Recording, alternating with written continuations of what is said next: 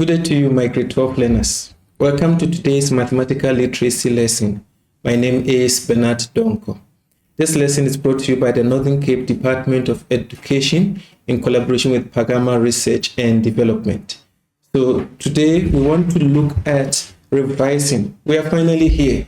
It's almost time for us to write our exams, and therefore I want to take you through all the various topics that we've studied so far, some few questions, some tips here and there that will get you ready for the paper one, so that at the end we are going to pass and pass very well. Well, at the end of the lesson, the hope is that you'll be able to answer questions based on finance, data handling, and probability, because those are the topics that we are dealing with in paper one. And for you to understand and work effectively on the topics for finance and data handling, then your ability to work with budget, interest, currency conversions, and so on, inflation, taxation, they are going to be very, very important. So let's get going. Now I have got a little bit of a baseline activity that I want us to start with so that we can get our minds ready going. It says, in column A, we have got words or terms that we use in Mathlet. And then on column B, we have got the explanation. So what I want you to do now, please help me. Let's try to find the correct answers to each term so that we can continue from there. I'm just giving you like 2 minutes. This should not take you very long because remember, we are just revising now. So after 2 minutes, we come back and discuss together.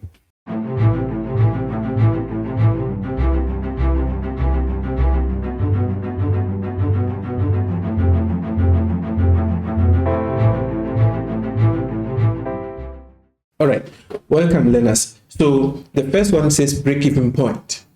When you say break-even point, you can look through and you realize that break-even point is E, the point where the total cost of a business is equal to the total sales. So one is E.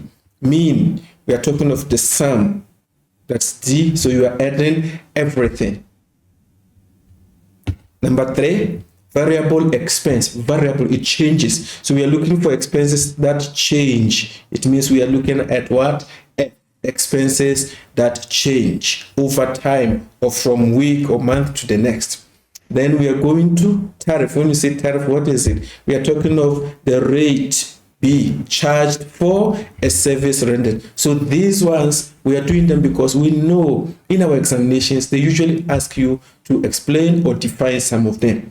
Let's talk of inflation then. When we talk of inflation, what is it? Inflation is an increase in the price of a basket of goods or services over time. That's what you call inflation.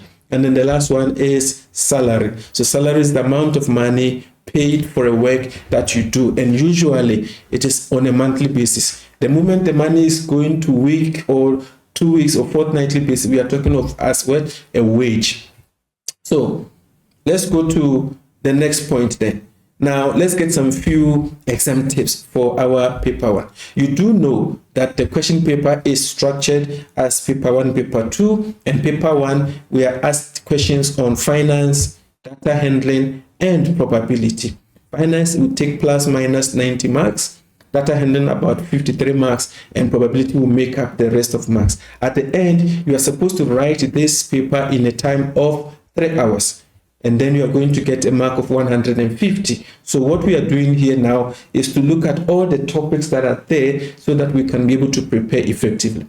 When we talk of finance, there are a lot of questions, there are a lot of subtopics they're going to ask you questions from, like financial documents, which talk of tax documents, loan documents. Then we have taxation. We have the personal income tax. We have got VAT. We have got UIF. Then we have got tariff. We have the municipal tariffs, comparing 2 or more tariffs, telephone, transport, bank, a whole lot. Trying to work with tables, equations, and graphs. Then we come to income, expenditure, profit or loss, as well as cost price and selling price. These are the topics where they will be asking us questions from. Then when we come to data handling, we are going to be asked questions on how to develop questions, how to classify and organize data, summarize data, as well as interpret and analyze data. So for this part 1 of our revision, our focus is purely going to be on finance. Then part 2 will be on data handling. From there, we will then go to paper 2 and talk of part 1, which will talk of maps and plans. Part 2 will talk of measurement. So let's get going. When we talk of finance, the first one, according to what I just showed you, we are talking about financial documents. What do they expect from us? They are asking us a lot of questions of how to interpret financial documents, how the dates, and write down the name of the account holder, and so on. All those are very important. So I have given you a few possible exam questions where I expect that you will attempt them, and then you will be able to see how the questions are. Let's look at this one. The question says, study the invoice alongside and use it to answer the questions that follow. So the first one, they are saying, what does the acronym VAT stand for? The moment you say it, I want you to write the answer. You pause the video, you write the answer quickly so that we will discuss together as quickly as possible. The second one, it says, determine the value of A in the invoice, meaning there is a value here. What is the value? So for you to answer such questions, you can go to the information that is given to you there. You realize that they're saying the unit price is this much, 4,950 per night. Now, if you go a little bit to your side, you will see that they want to spend a time of 7 nights there. So what are you going to do with the price per night and the number of nights? You are going to multiply them. Then let's get to the next one. 1.3, it says, write down the VAT rate. Write down the VAT rate in the invoice above. Can we pause learners quickly? I will come back quickly.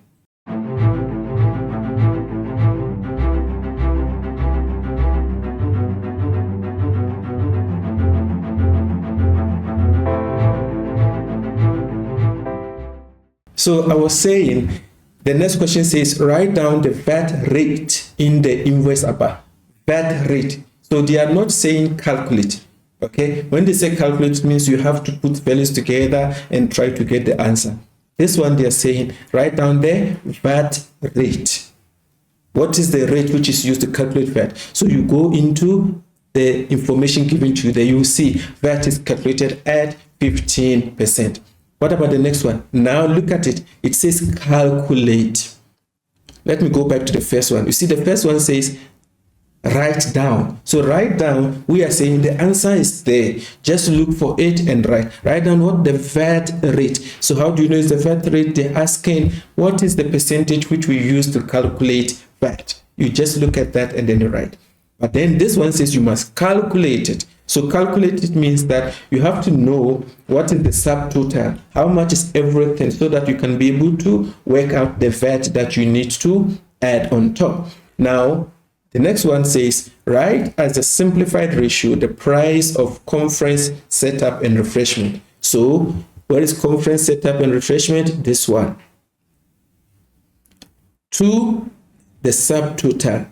So this is the subtotal. Okay, meaning we are looking for this value to that one. So then, the moment they say write as a simplified ratio, the first thing that I want you to do is write the values down. What was the first value that was mentioned? Conference, setup, and refreshment. So you come and write 1045. Then when they say 2, you put your 2 dots there. What is the next value that was mentioned? They said subtotal. So what's our subtotal value? 36445. Are you there with me? So even if there are 3 marks or 2 marks, the first point is to be able to write the values in the correct order. How do you write in the correct order? You write the one that was mentioned first. In our case here, they mentioned conference, setup, and refreshment before subtotal. So I'm asking you, do not swap them around, whether they are big or small. That is not the point. Write them in the correct order so that you will get your marks for writing the correct values in the correct order.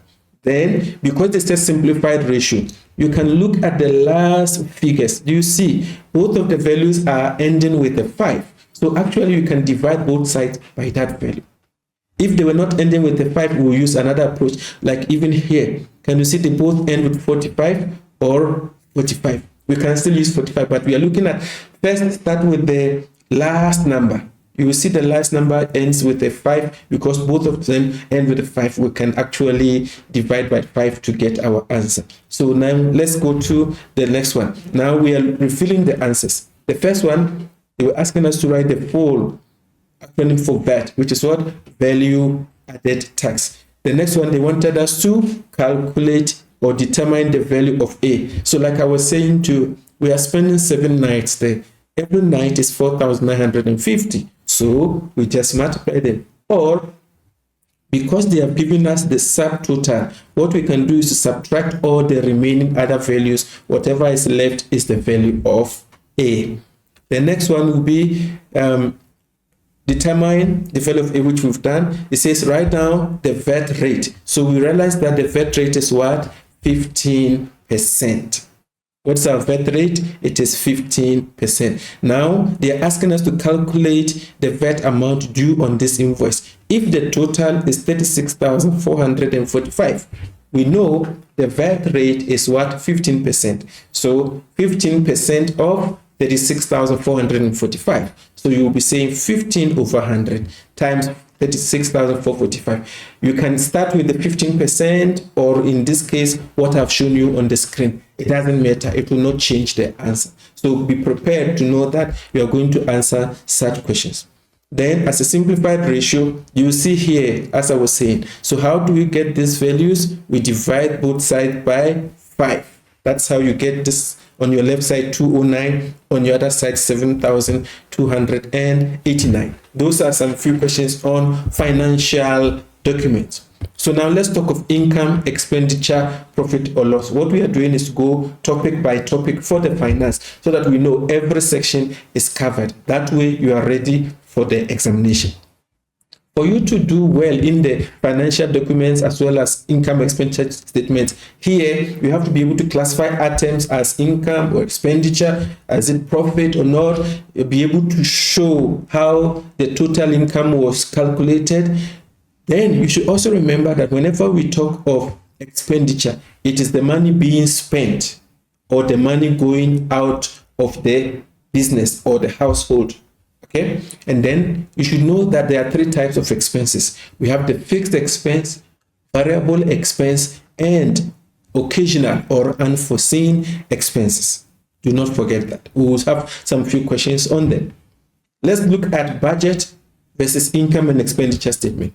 Whenever you hear budget, it's a plan of how you want to spend the money that you are getting. You are having a budget to say, I know I'm going to get this much, and this is how I want to spend it.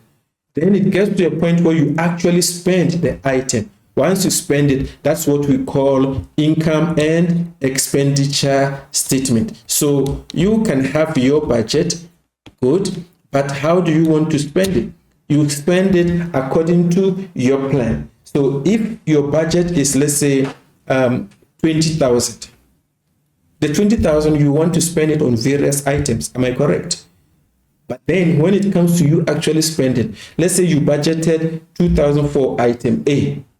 Maybe the price has come down, you only spend 1,500.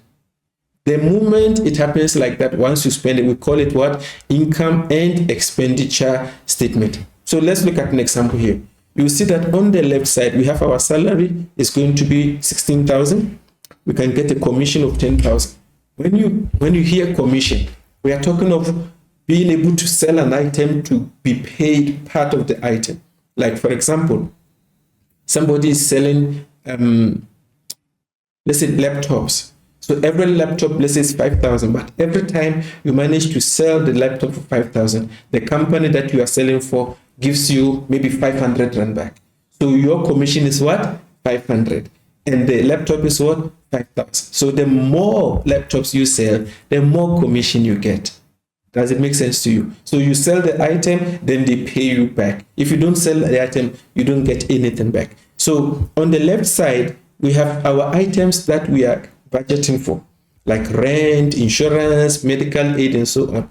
Then the income and expenditure statement is actually how much did we spend on the various items. If you look, we said our commission was 10,000, but then in reality, we only got a commission of 8,500.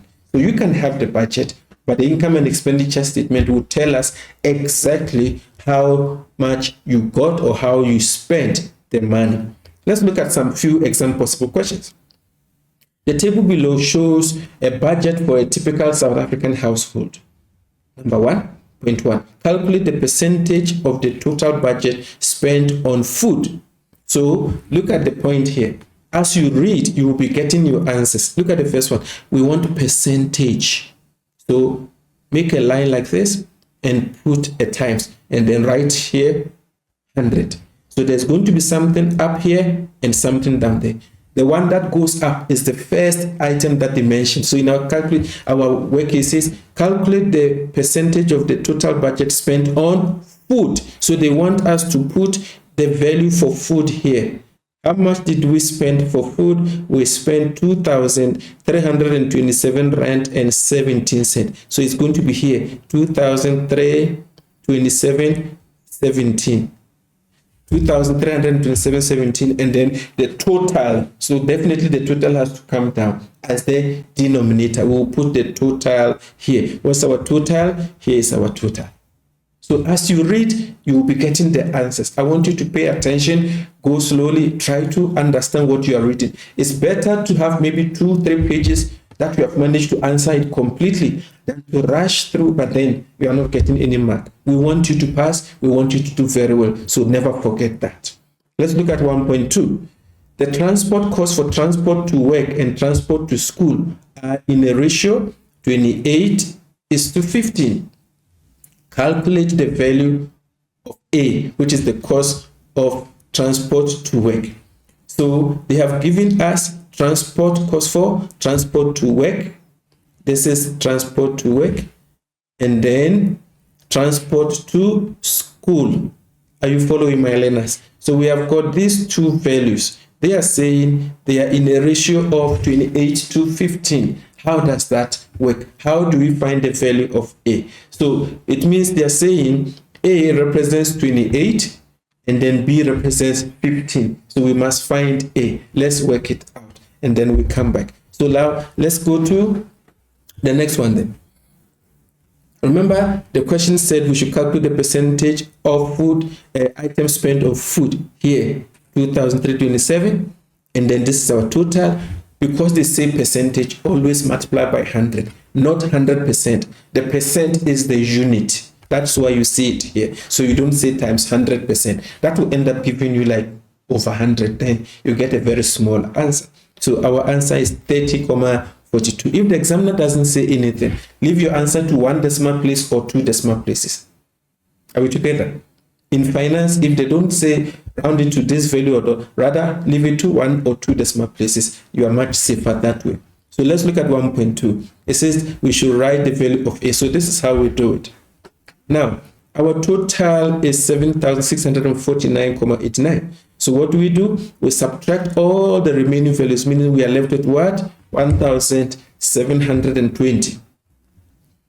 For us to find the correct values, we know one of the values represents 28, the other represents 15. So the first thing you do is try to find the total. Add the values which are in ratio. The set is 28:15. So we add them. It means our total is what? 4,043. So for us to get the first one, which is 28, we'll take 28, we divide it by the total, which is what? 43. Then we times it by the money which is supposed to be shared between transport to work and transport to school. So in the end, the first one, which is transport to work, is going to be 1,120. That is how you do answer those questions. Okay, definitely you're going to find questions on ratios, and your job is to try and answer it to the best of your ability. That's why we are revising now, so that you do not forget. Let's look at profit and loss then.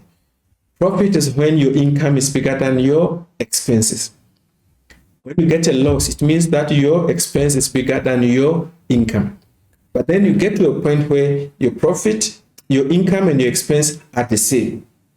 That point, we call it what? Break-even point. So if you started with 1,000 rand, but then you managed to sell items to a value of 1,000 rand, you have not yet made any profit. You've just managed to recoup. You have managed to get back the money which you spent for the project. So you have broken even, and therefore you need to sell more in order to start making a profit. Then we have something called percentage profit. So whenever we talk of percentage profit, we are trying to work out